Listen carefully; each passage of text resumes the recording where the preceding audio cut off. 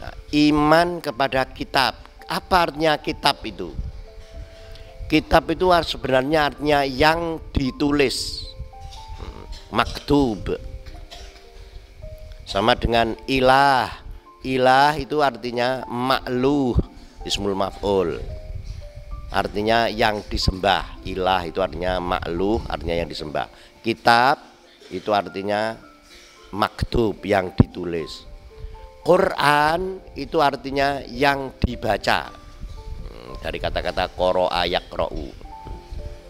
Nah, ini al-iman bi kutubillah berarti beriman kepada kitab-kitab Allah. Jadi kitab-kitab Allah itu banyak, tidak hanya Al-Qur'an. Yang terakhir memang Al-Qur'an. Tapi sebelumnya 600 tahun sebelum Al-Qur'an turun itu sudah ada Injil. Itu turun kepada Nabi Musa di Palestina sana. Nah, kurang lebih 1200 tahun itu kitab Taurat turun kepada Nabi Musa di Mesir dan di Palestina juga. Nabi Musa itu. Kemudian sebelum Nabi Musa itu juga ada Nabi Dawud, turun kitab Zabur. Ya. Kemudian kepada Nabi Ibrahim, Suhuf, 2000 tahun sebelum Nabi Muhammad.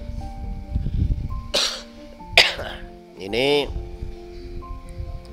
ada kitab-kitab yang diturunkan kepada beberapa nabi. Nah, orang Kristen percaya kepada kitab-kitab itu semuanya kecuali Al-Qur'an.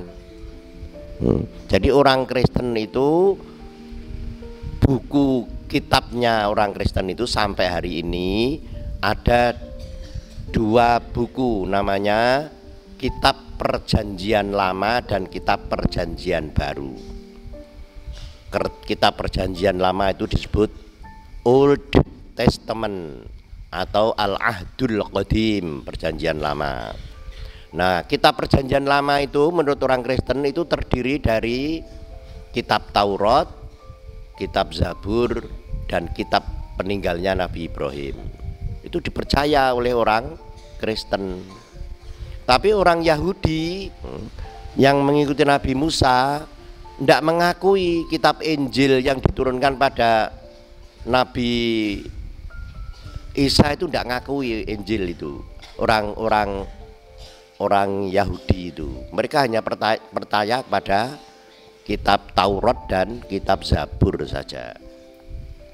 Nah, kemudian orang Kristen tadi, kitab yang kedua namanya Kitab Perjanjian Baru yang disebut dengan New Testament atau Al-Ahdul Jadid. Nah, Kitab Perjanjian Baru ini yang ini adalah Injil itu.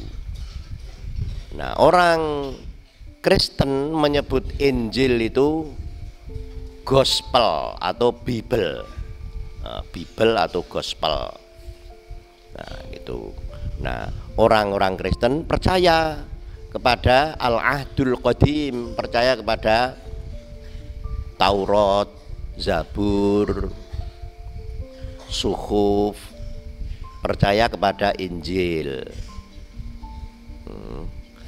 Tapi tidak percaya kepada Al-Qur'an karena sudah datang 500 tahun setelah Injil.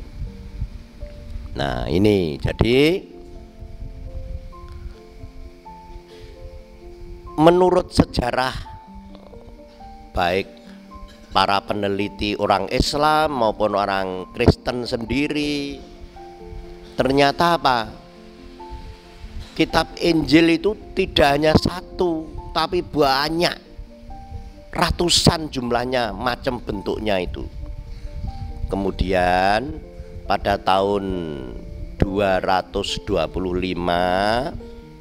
nah, Masehi, jadi 225 setelah Nabi Isa tidak ada, itu orang-orang pendeta-pendeta Kristen sepakat bahwasanya Injil itu hanya 4 yang diakui sampai sekarang ini. Dalam perjanjian baru itu Injil itu 4, yaitu Matius, Markus, Lukas, Yohanes. Nah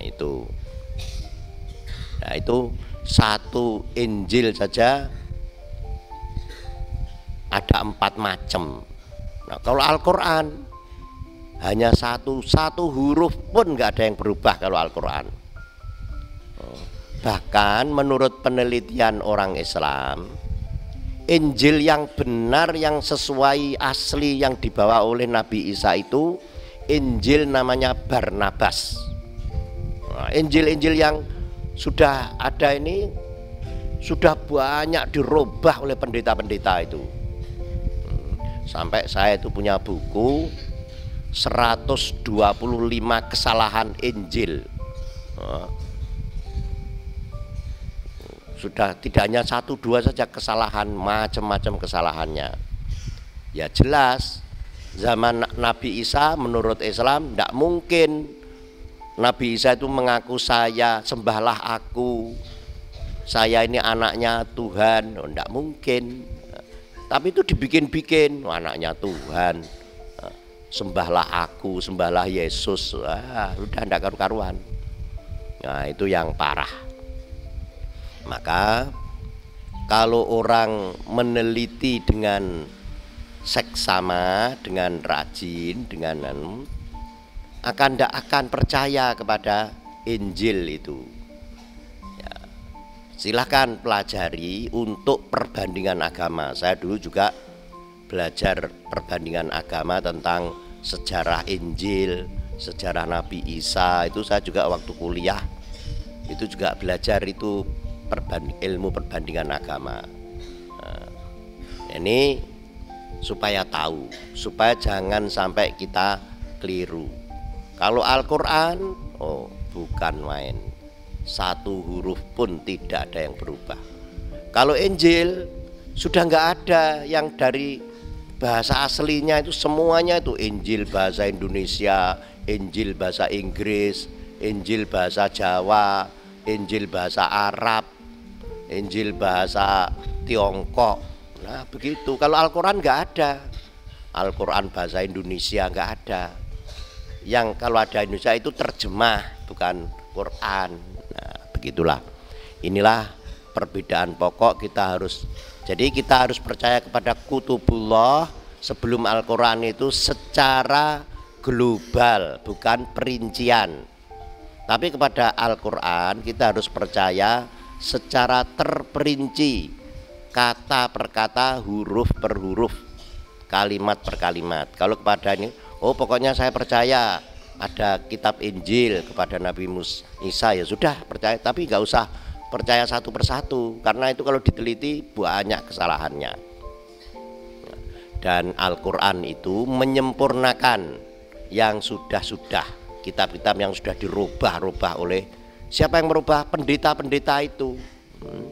Pendeta-pendeta itu memang begitu, menambah kesalahan-kesalahan. Nah, maka Assalamualaikum warahmatullahi wabarakatuh.